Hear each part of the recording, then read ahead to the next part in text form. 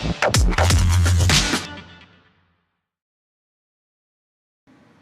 everybody, welcome to a brand new episode of the Civil Canadians. I'm Scotty V. Now today I have a great show for you. Today we're going to be talking about the images that were leaked last weekend with the Avengers and their quantum realm suits. The suits look pretty awesome, I got them on my phone here just to see, just talk about it while I look at it and all that. So we got a whole bunch. So we got the Hulk, Thor, Iron Man, Captain America, Hawkeye, and the Black Widow. We also got Rocket, Nebula, also in those quantum realm suits. And if you look carefully, you can see on their hand, you can see like a little regulator, like how Ant-Man had in the first movie, which allows them to go in and out with no problem, right? Now seeing these suits, I think confirms some fan theories out there that they're going into the quantum realm and they're going into a time vortex, like you saw in the beginning of this video when Janet told Scott at the end of Ant-Man and the Wasp, make sure you don't get stuck in the time vortex because we won't be able to save you. And I understand that in Avengers 4, there's gonna be a time jump of 5 years, I believe. Correct me if I'm wrong, but I believe it's 5 years. And Ant-Man during that 5 years is gonna figure out how to come out of how to come out of the quantum realm and maybe get to the Avengers and say, hey, I survived the rapture or snapture apocalypse. Oh my gosh, I can't even speak. The rapture type scenario thing. So yeah, now this confirms that there will be time traveling, and there was another image leaked with Ant-Man holding the Loki scepter. Now, it looks fake. Now, it could also be real. Now, with them going back to a time vortex, they're gonna have to go through all major events in the MCU that had an Infinity Stone, right? So we're gonna go back to the first Captain America. I think we're gonna go back there, or possibly not, because because we also got the Tesseract in the first Avenger. So I know the first Avenger is definitely a place they're gonna go back to.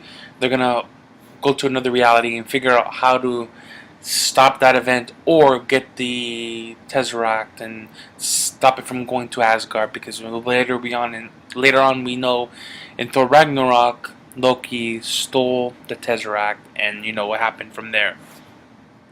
Another major event they could go back to is Thor the Dark World. That's where we saw the Reality Stone for show up with Malekith and the Dark Elves, which I think Thor the Dark World is one of.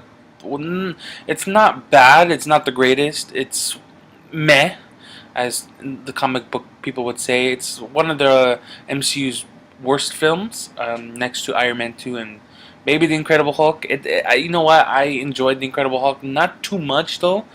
Edward Norton was great, but I like Mark Ruffalo better. They should have stuck with him the first time around. Like this, you won't have this problem of recasting. So we got the first Avenger with the Tesseract.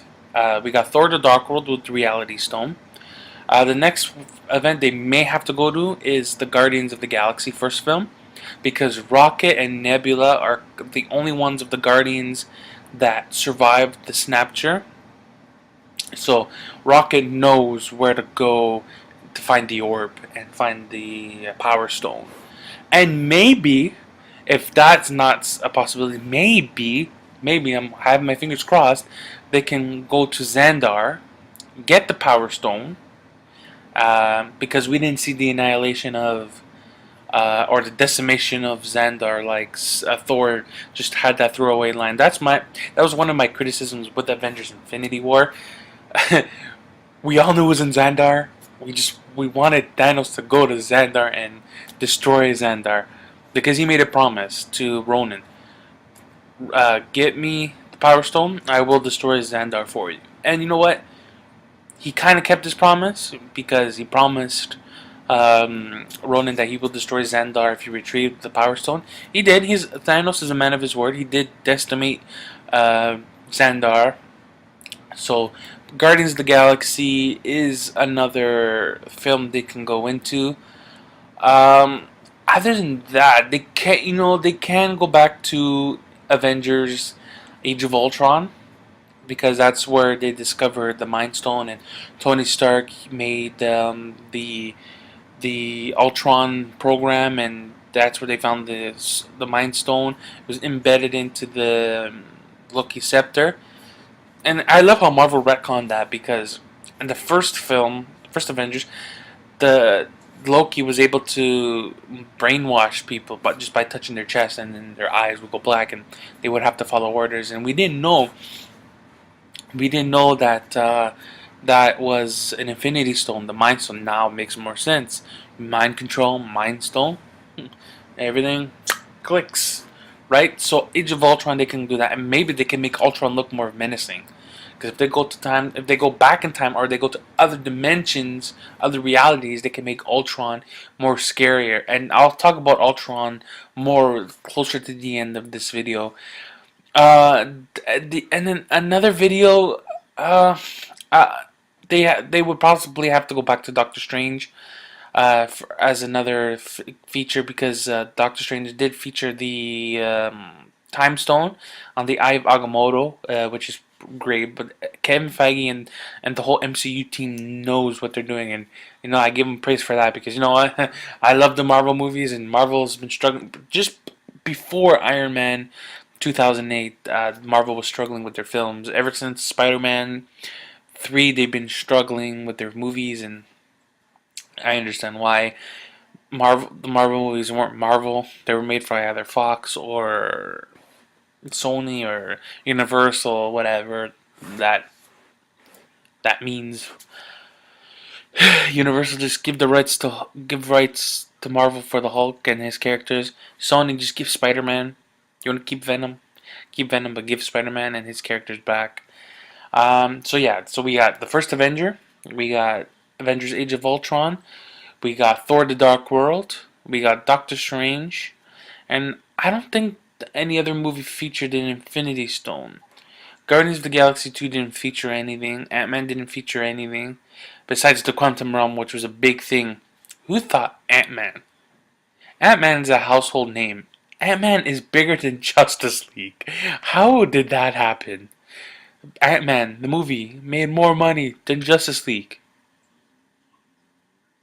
Yeah, let that sink in. How is that possible? I have no clue, but it's pretty funny because I love DC myself. My favorite DC characters are obviously Superman and Batman. And because of Gal Gadot, I like Wonder Woman now too. But before, I never used to like Wonder Woman. It was always Superman, Batman. But thanks to Gal Gadot, I like Wonder Woman now. So now, with all those events, they would have to somehow get the Infinity Stones for themselves, and figure out a way how to undo the snap, or when they get all the stones, when they get the Soul Stone, because I understand that when you want to get the Soul Stone, you have to create a sacrifice, and maybe Captain America is going to sacrifice himself and say, you know what, for the greater of the universe, the life I wanted is in this world. I want to stay in this world. I want to live my life. Maybe he stays and Peggy's there, and it'll be a great send off to Chris Evans and as Captain America, because I understand his contract is done, but he didn't say he's done with the character. But the way if you read between the lines, he wants to take a break. I don't blame the guy. He's Captain America because before he was Captain America, he was the Human Torch in the horrible Fantastic Four movies. Which, when you watch the Tim Story Fantastic Four movies, the first two, The Rise of the Silver Surfer was the second one. That was a debacle. But if you watch those two Fantastic Four movies and you watch the one Josh Trank or whatever his name is did that reboot, Chris Evans Captain America, Chris Evans Human Torch, and the other two Fantastic Four movies are much more better than that mess of a Fantastic Four movie. So, with the Quantum Realm suit is red and white. which, if you remember in Thor Ragnarok, Thor made that joke when they were in the Thor and Hulk's little room. It was red and white, like okay, like the Canadian flag, best flag in the world, or one of the best, I should say. We got beautiful flags out there, beautiful. But Canada is one of the most beautiful, the most nice flag, beautiful flag. I can't speak today. Oh my gosh, one of the nice flags in the world. So then they have that little thing on their hand, the regulator that allows them to go in and out of the quantum realm. So like this, their mind doesn't get crushed into the whole mess, because like Hank Pym says, when you go into the quantum realm, the human mind cannot comprehend what you're going through, and there's too much information that can drive a man insane. Like we saw in Ant-Man and the Wasp, when Hank Pym went into the quantum realm for the very first time, he was kind of going crazy until Janet came and cleared his mind. So yeah. Now back to Ultron, like I was talking about earlier. I want Tony Stark to make a robot, like in the Avengers Assemble comics, or in the show, that he made, or his father made him a gift called Arsenal. Now, Arsenal would be the one that would wield the Infinity Stone. I would like him to do exactly like that, but a little bit more, like a different twist. And at the end of that cartoon, Ultron was Arsenal the whole time. I want them to do that so bad. I want Marvel to redeem Ultron, because now that they got the rights to Fantastic Four and the X-Men as of January 1st, 2019, they can do Galactus, they can do Doctor Doom and all that, but I want them to redeem Ultron. James Spader was such a great cast for Ultron. He wasn't menacing. When I see Ultron, I see something scary, something that I know will be the end of life, like Thanos. When I first saw Thanos in that trailer, boy, that scared the living crap out of me, because I dreamt about Thanos and how he destroyed the world, and it wasn't pretty for me. Because when I dream, I subconsciously think about all stuff, even though it's fantasy. You never know, right? Something can happen in real life, right? Or something in that context can happen, right? Like if you're a Christian, like I am, you believe the rapture. Everybody disappears. Sort of like how when Thanos snapped his fingers, everybody just kind of disappeared, and it's like the rapture, right? So 4 is going to be the final movie that we see the original 6 Avengers together. Everybody's leaving, and you know what? I think Avengers 4 is going to be the best Avengers movie. It's going to outbeat Avengers Infinity War, Age of Ultron, and the first Avenger all put together. Alright guys, if you guys like this episode of the Civil Canadians, hit like, share, subscribe. Do check out our other videos we've done in the past as well. And stay tuned for next week. I got another good one for you.